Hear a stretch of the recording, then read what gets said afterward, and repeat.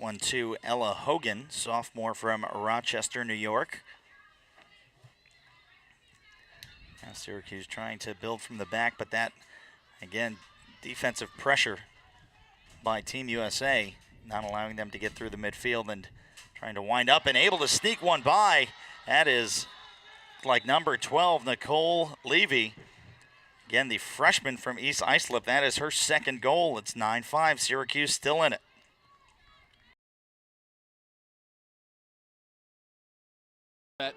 In March of last season at Fetzer Field on the North Carolina campus, with North Carolina beating Duke in a very low-scoring game, Courtney, 4-2, and as we said, North Carolina has won 4 of the last 5 in the series. Their last meeting was a big defensive game for both teams. Both teams have very solid defenses again this year. An experienced goalkeeper for UNC and a new goalkeeper for Duke who started playing at the Maryland match this year. Yeah, we'll get a look at Kelsey Duria. The 5'8" freshman from Beverly, Massachusetts, will play goal for Duke. And for North Carolina, Lauren Maxim, a senior and a New York native. The opening draw controlled by North Carolina. They are in the Carolina blue uniforms. Duke is in the white and Duke blue. North Carolina 9-1 on the season, 2-0 in conference play. It lost its first game of the year to Florida and has reeled off 9 straight victories. That includes a win February 22nd against then number 1 Northwestern, 11-8 Northwestern, the 2-time defending national champs in women's lacrosse. I got an opportunity to speak with Jenny Levy prior to the game, and I said, what did her team learn from their only loss? And she said basically to play smarter, harder, and together, and they've certainly done that over the last 9 games. Jenny Levy, the North Carolina coach, 18th year, and the only coach that the program has ever known. Same on the other side with Kirsten Kimmel. She has been the only coach for the Duke program. Both of these programs established in '96, and we get our first goal of the game, and it comes from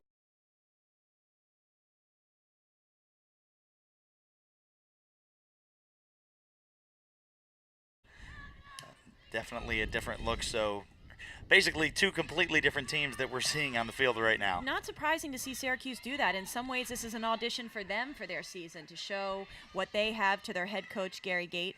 And good to see all these girls get an opportunity to play. Also, Syracuse bringing the largest roster of anybody, well over, right around 40 players. So definitely well-traveled and, again, getting ready for their NCAA collegiate season.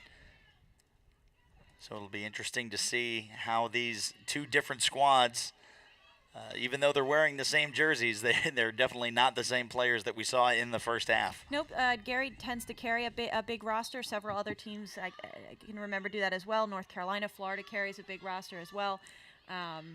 You know, there are lots of opportunities on these teams, and he's got a new team with some new players on it, so good to see him getting them in there and getting them some minutes and experience. What better experience can you get matching up against the U.S. team? So now Alyssa Murray just drops that one back off for Maggie Bill. You mentioned last night, also a soccer player at the University of North Carolina.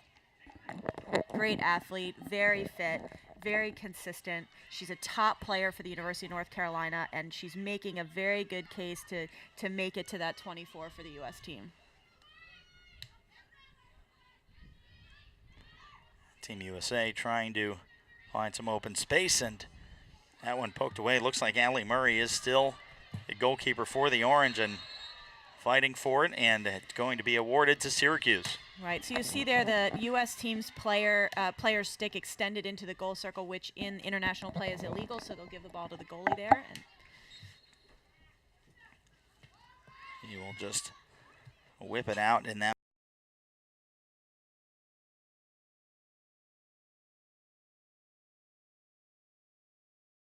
15.5 per game, trying to go for their 3rd straight title. And Whittle, who was quiet in last year's national semis, came up big this year with that 5-point performance. The sophomore who has put up 73 goals after a 67-goal campaign her freshman year. She's an unbelievable scorer. You give her the ball, her speed is what elevates her game. She can blow by those defenders, which is typically why teams try to deny her the ball. North Carolina not opting to face guard her at the moment. Number 17 for Maryland, Caroline Wannen. Behind the goalie circle, feed in front to Zoe Stukenberg, the junior, part of a midfield unit that on Friday scored 14 of the 19 goals for Maryland. Bryn Boucher elects to give it back off to Stukenberg. As we take a look at the keys, Sheehan, for Maryland. Maryland, they've been dominant this year, undefeated season, shooting above 40%. They've got a tough UNC defense. I think that's key. They're shooting about 50% of the season. Quick slides on defense to rattle the UNC offensive powers. North Carolina with 5 fouls already. Stukenberg free position. The junior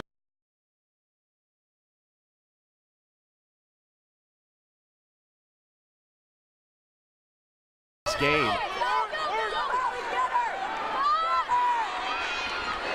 Boucher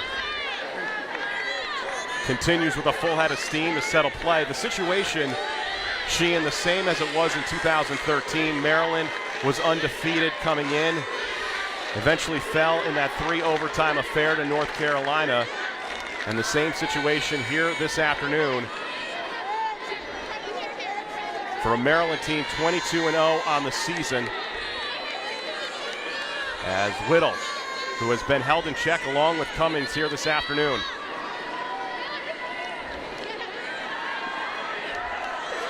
Taylor Hench off that 4-goal performance Friday night versus Syracuse. Crossfield pass. Wannen looked to fire before the whistle. Shooting space violation. Again, it's a safety call. It needs to be whistled. It's all about protecting the players. As a defender, you can't go into the path to goal. Wannen charging through off the pipe. 1 for 5 now. Maryland is on free position shots, yet it stays into the stick of Steele, and a reset here for Cummings in Maryland. Taylor Cummings, the youngest 2-time Tewaaraton winner. Many believe that she will be the first ever 3-time winner, the Heisman Trophy in the sport of lacrosse. Cummings through.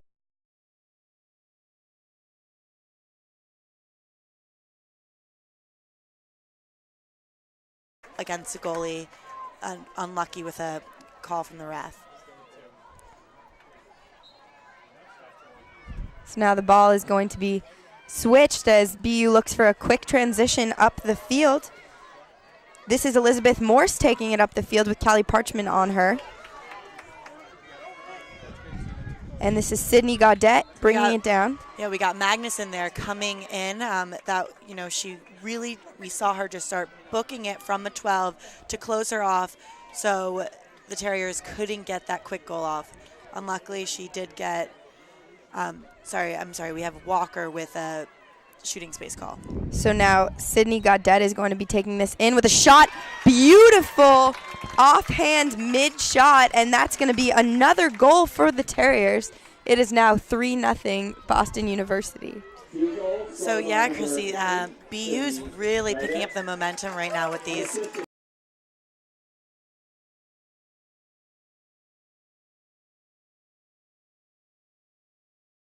Goes inside, strong, and draws shooting space. Will have a free position shot for the Terps. This has been unusual for Maryland to have Megan Whittle get the ball so early. Typically, teams have been face guarding her from the moment, pretty much denying her the ball.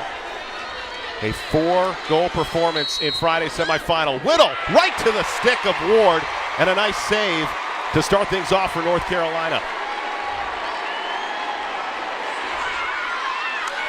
And a stick check from Whittle, and possession goes back to the Terps.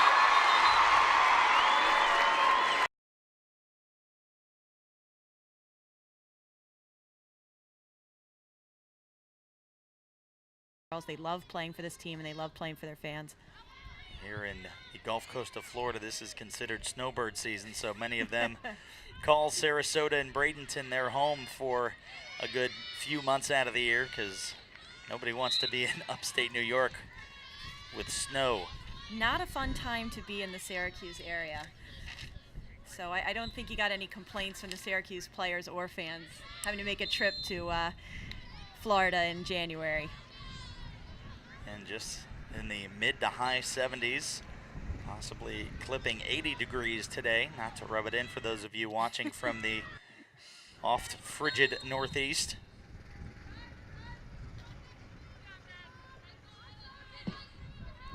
Got another offsides penalty here, so they're going to bring the player back onside.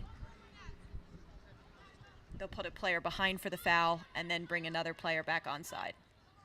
It's always a fun dynamic because normally when officials call infractions in most other sports, there's a little bit of a congress where you try to plead your case, but in lacrosse, it's everybody just freezes and it doesn't really have a chance to plead their case on the calls. And as we get that,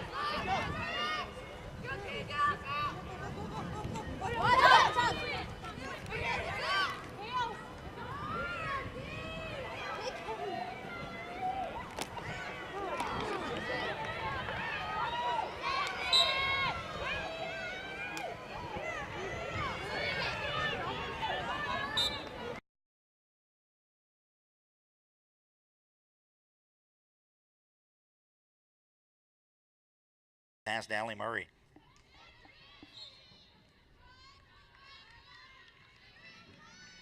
So 8-4. Minute 18 remaining. Again, if I were Syracuse, might look for a little bit of possession here just to kind of get out of this half with no more damage done. But the U.S. team defense really doesn't allow you to do that too much. You see Taylor Gate just struggling just to find some open space to control the ball and set up their offense. See right now, Alice Mercer just attached to Taylor Gates' hip, not letting her get any open vision. But instead, that one into the net of Devin Wills with ease. Easy save for Devin Wills. Again, that's what Team USA defense looking to do. You saw Kelly Rabel turn.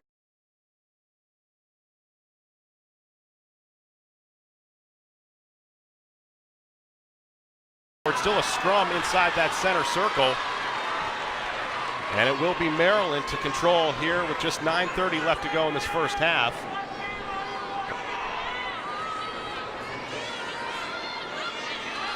Hallie, we talked about the largest deficit this year for Maryland in 5. What was the message by Kathy Reese in that last time out? In typical Maryland fashion, it's just calm, cool, collected in those huddles. All three coaches, you had Kathy Reese, Laurie Kenneth, and Caitlin Phipps, get in that huddle and just tell this team to calm down, play their game. Do not make this easy for North Carolina. They want them to play Maryland lacrosse, and we've seen it. This team can go on runs. A 6-1 deficit is not that much for Maryland. Whittle coming with the strike to the back of the cage.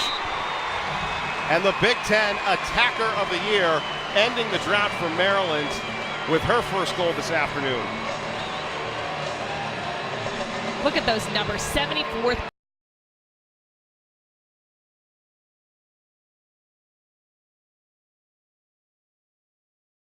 Evan is righty and had that whole right lane to take it. She just had unlucky with finishing it off.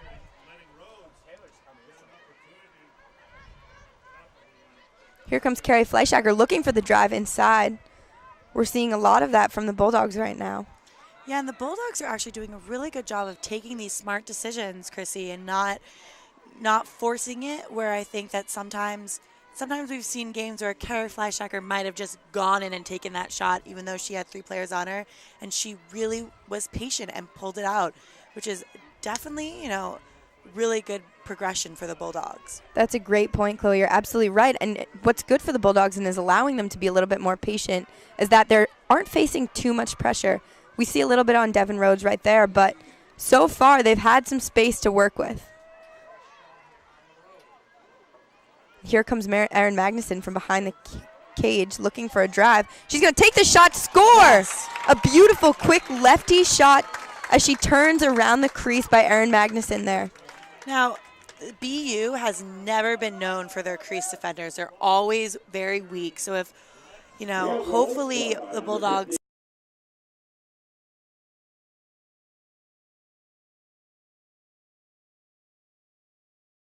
is one of the most vocal ones out there, as well as their leading goal scorer.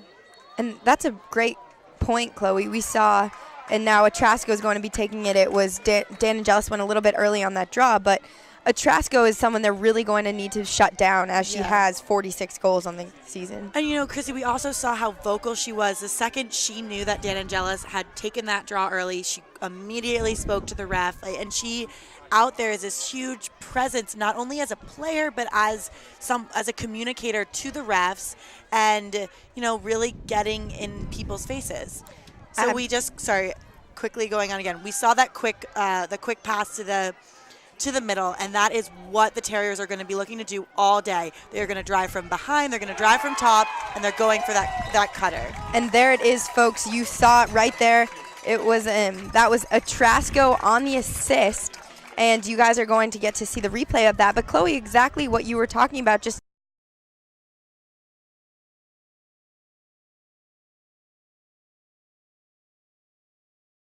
Gators keep this scoreless. Just about 26:30 remaining on the clock. Making our way down the near side for the Gators. That is number 18, Sydney Dupre. And taken away again by Team USA, number 38, Alice Mercer.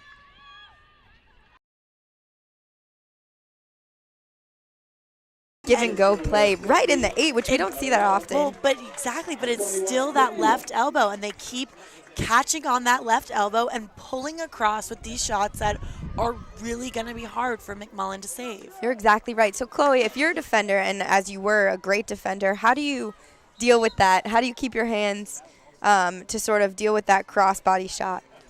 I think it's going to be really hard for Tarver because it's deciding if she wants to go for, because of the angle that the cutters are coming at, if she wants to cover the stick and try to get stick to stick in front, or be behind so she's ready for that, either that check or that body to body. I think maybe something that Tarver needs to try to do is just like push up on her elbow and hope she doesn't get the call. Just be touching body to body. All right. So that was a great draw control there by Devin Rhodes as they are being swarmed by BU. Yeah, BU is a high pressure. They are not going to let down, especially in the midfield. They do not want the Bulldogs to settle the ball. Here comes Kate Walker. We know her loving to run it up in transition, and she has a breakaway here. And shot! Oh, and it's a bouncing shot saved. But, I mean, a beautiful play right off the draw by Kate Walker. She takes it all the way in, completely undefended. Yeah, I think when defenders do come up, sometimes the other team's defense is like, oh, she